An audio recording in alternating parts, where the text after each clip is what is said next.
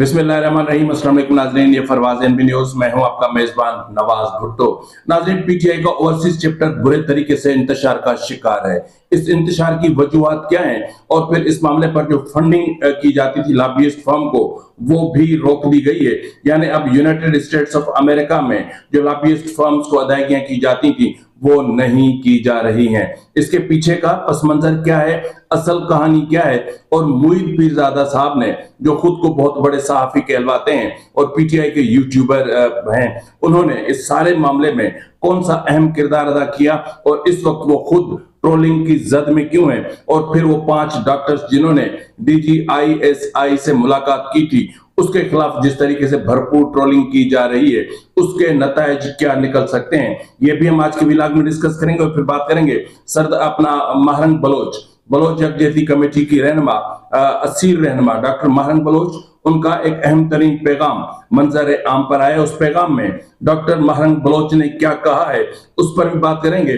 और बात करेंगे सरदार अख्तर मेंगल के धरने के हवाले से, जो 6ठे रोज में दाखिल हो चुका है। लेकिन इन सब चीजों से एक अहम तरीन मामला है, वो है डॉक्टर महरंग बलोच से होने वाली इन्वेस्टिगेशन के हवाले से। और गुज़िश्ता रात को तकरीबन 2 बजे डॉक्टर महरंग बलोच की रिहाई के हवाले से किस तरह की खबरें चली, और फिर जो हुदा जेल कोयटा है, किस तरह हजारों लोग वहां पर पहुंच गए थे, और फिर इस हवाले से अख्तर मेंगल पर संगीन इल्जामात भी आयद किए जा रहे हैं, वो क्या हैं, और जो अपना समीदीन बलोच है उनकी रिहाई किस तरीके से अमल में आई। इन तमाम इश्यूज पर आज के व्लॉग में हम बात करने जा रहे हैं। आपसे छोटी सी गुजारिश है कि अभी तक अगर आपने मेरे चैनल को सब्सक्राइब नहीं किया तो कर लें, बेल आइकन प्रेस कर लें, ताकि बर वक्त आप तक मेरे व्लॉग्स पहुंच सके। नाज़रीन, मैं पीटीआई के ओवरसीज चैप्टर के हवाले से आपको बाद में बताता हूं और फिर महरंग बलोच के हवाले से, लेकिन सबसे पहले मैं आपको बता दूं कि हुदा जेल कोयटा से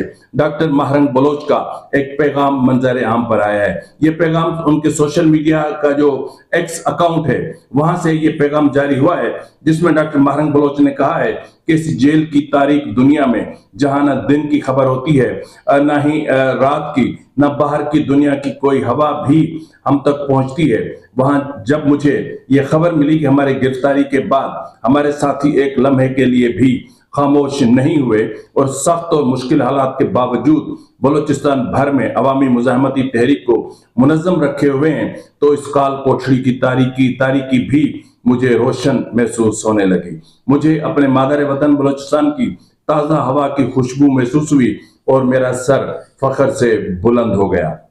मेरा ताल्लुक उन बाशऊर, बाअमल और बहादुर लोगों से है जिन्हें सर कटवाना तो आता है मगर झुकाना नहीं आता। उन्होंने मजीद कहा है कि हमें अपने हकूक और इंसाफ के उसूल से कोई ताकत नहीं रोक सकती और ना ही हमें कमजोर कर सकती है। हमें हर हाल में अपने हकूक और इंसाफ के लिए अपनी पुरअमन जदोजहद को जारी रखना है, क्योंकि हमारी बका इसी जदोजहद और खामोशी में है। हमारी इज्तिमाई खामोशी हमारी इज्तिमाई मौत के बराबर होगी।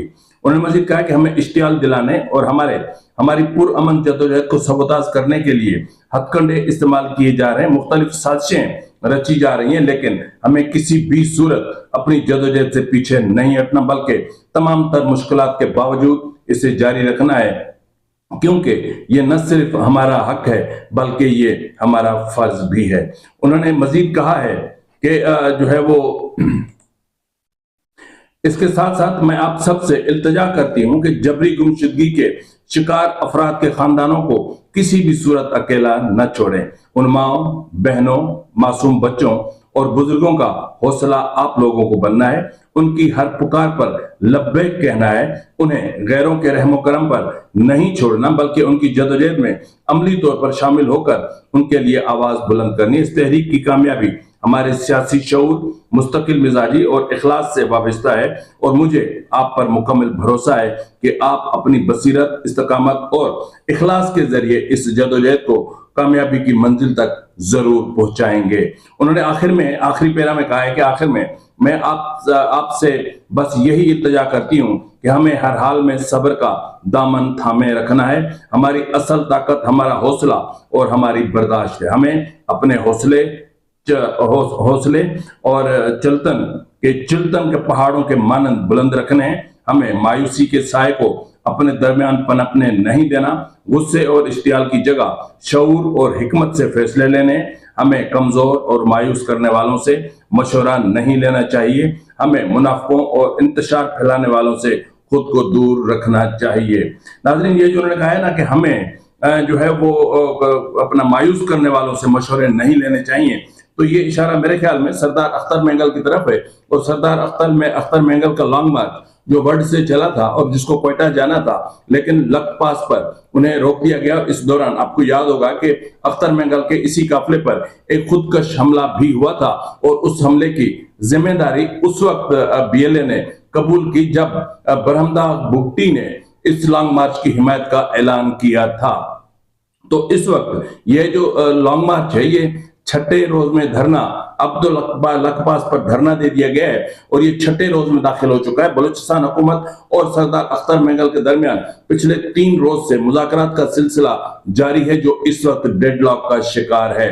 ये डेडलॉक क्यों है उस पर मैं आपको बताता हूं, लेकिन पहले मैं बता दूं कि ये भी इतलात मौसूल हो रही हैं कि समीदीन बलोच को, जिनको गुज़िश्ता शाम कराची से रिहा कर दिया गया था, उनकी आजादी इन्हीं मुज़ाकरात के सबब पैदा हुई है। लेकिन असल बात जो है वो है डॉक्टर महरंग बलोच की, कि डॉक्टर महरंग बलोच को किस तरह रिहा करवाया जाए। लेकिन इस वक्त मैं आपको बता दूं कि गुज़िश्ता शब अचानक से कुछ र्यूमर्स फैले, कुछ अफवाहें गर्दिश करने लगे, जिनमें यह कहा गया कि डॉक्टर समीदीन बलोच की रिहाई के बाद डॉक्टर महरंग बलोच को भी रिहा किया जा रहा है। इस हवाले से हुदा जेल क्वेटा के बाहर हजारों बलोच जो लोग थे, अपना अवाम थे, वो इकट्ठे हो गए, जिनमें बलोच यकजहती कमेटी के कारकुनान भी शामिल थे और वो फलक शगाफ नारे लगाते रहे डॉक्टर महरंग बलोच के हवाले से।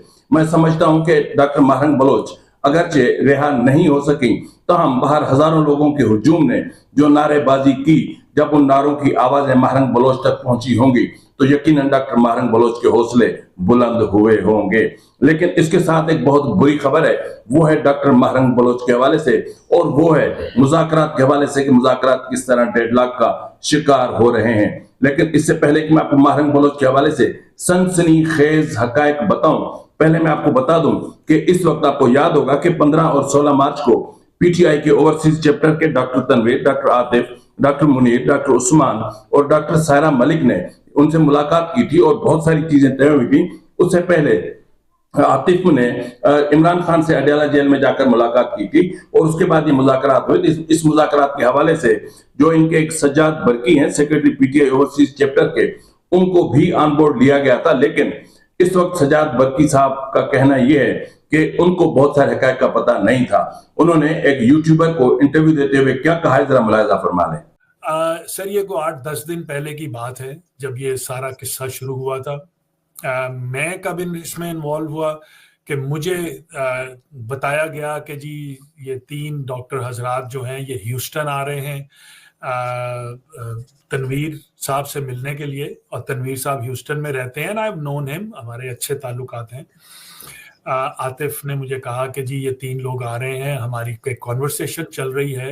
मैंने कहा क्या चल रही है, तो उन्होंने मुझे बताया कि इस तरह तनवीर भाई ने कांटेक्ट करके और बताया है कि उनका बड़ी हाईएस्ट लेवल पे उनकी बात हुई है और वहां से रिक्वेस्ट आई है कि आप पाकिस्तानी जो फिजिशियंस हैं यहाँ पे उनको एंगेज करें, हम उनसे बातचीत करना चाहते हैं।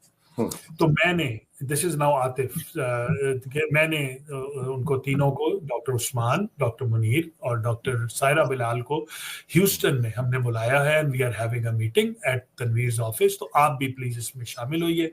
मैंने कहा बिल्कुल, मैं भी, I would like to hear कि क्या हो रहा है। इससे पहले इनकी जो कॉन्वर्सेशंस हुई थी उसमें मैं शामिल नहीं था। अच्छा सर, ये तारीख में अब इसके बाद जो डेडलॉक पड़ा हुआ है और ये भी तासुर देने की कोशिश की जा रही है, और अपना मुईद पीरजादा जो पीटीआई के यूट्यूबर हैं, जो पहले तो खैर सहाफी हुआ करते थे, ये वही मुईद पीरजादा हैं जिसने मरे हुए बाप के कफन से हाथ निकालकर और प्रॉपर्टी के कागजात पर अंगूठे लगवाए थे।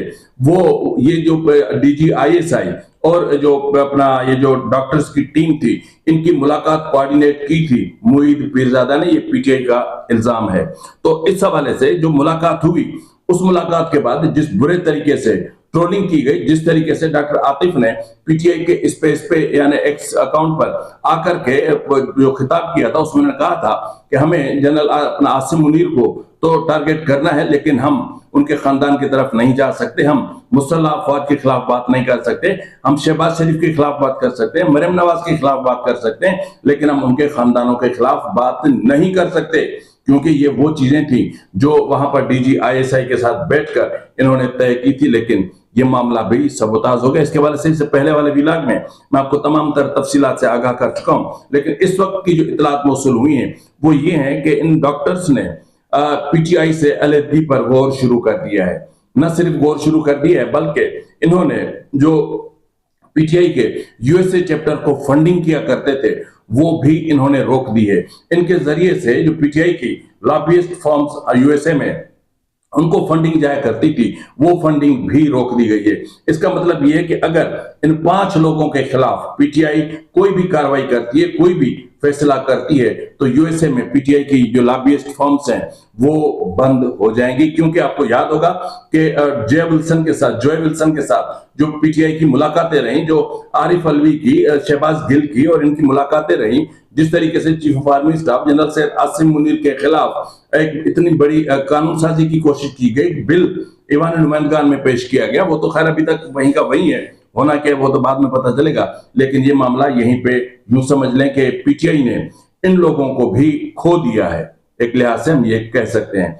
अब नाज़रीन हम बात कर लेते हैं कि सरदार अख्तर मेंगल और बलूचिस्तान हुकूमत के दरमियान मुज़ाकरात डेडलॉक का शिकार क्यों हैं। अख्तर मेंगल के मुतालबा ये है कि हमारी जो माएँ बहनें बेटियां इस वक्त जेलों में हैं, उन सबको रिहा कर दिया जाए।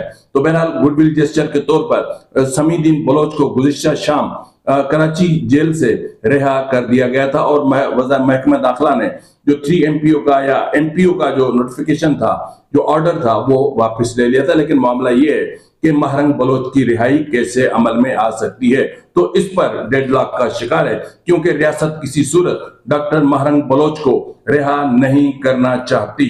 डॉक्टर महरंग बलोच के हवाले से मैं गुज़िश्ता शाम देख रहा था, ये एक वीडियो भी आपकी स्क्रीन पर होगी कि कोलंबो में एक प्रोग्राम मुनक्किद हुआ जिसमें डॉक्टर महरंग बलोच से इजहार यकजहती किया गया। नॉर्वे का मैं इससे पहले आपको बता चुका हूँ, लंदन का, न्यूयॉर्क के मैं आपको प्रोग्राम्स बता चुका हूँ, लेकिन ये मामला बढ़ता जा रहा है और अक़वाम मुत्तहिदा का भी मैं आपको बता चुका हूँ। लेकिन इस वक्त जब इस चीज को खोजने की कोशिश की कि आखिर डेडलॉक किस चीज का है, डॉक्टर महरंग बलोच को रिहा न करना, ये रियासत इस पर बज़िद क्यों है, तो इस हवाले से अहम तरीन जराए ने जो इंकशाफ किया वो ये है कि डॉक्टर महरंग बलोच के मोबाइल फोन से जो डेटा हासिल हुआ है वो इंतहाई खतरनाक है।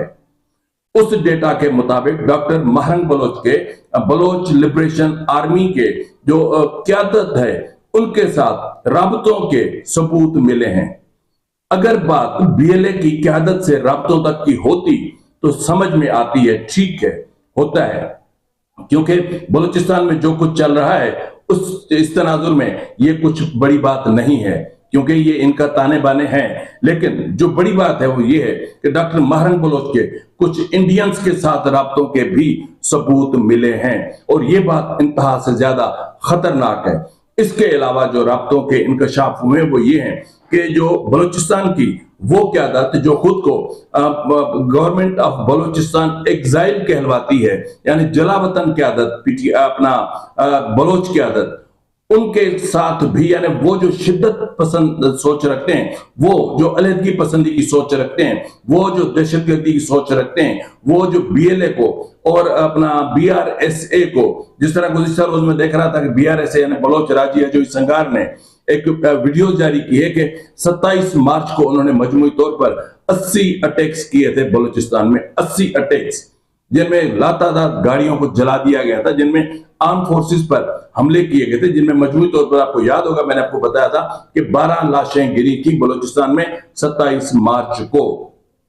तो इस वक्त आप देख रहे होंगे कि पिछले कुछ दिनों से तमाम जो ऑर्गेनाइजेशंस हैं वो थोड़ा सा पीछे हट गई हैं। उसकी बुनियादी वजह यह है कि अगर वो अपनी कार्रवाइयां जारी रखते हैं तो डॉक्टर महरंग बलोच की आजादी मजीद खतरे में पड़ जाएगी। तो इस वक्त ये जो राबतों के सबूत मिले हैं ये डॉक्टर महरंग बलोच के लिए बड़ी मुश्किलात को जन्म दे सकते हैं, यानी न सिर्फ डॉक्टर महरंग बलोच की मुश्किलात को बल्कि इनकी जो तहरीक बलूचिस्तान के हवाले से चल रही है उसके लिए भी मुश्किलात पैदा हो सकती हैं। फिलहाल के लिए इतना ही, मिलते हैं अगले प्रोग्राम में, तब तक इजाजत दीजिए, फी अमानिल्लाह।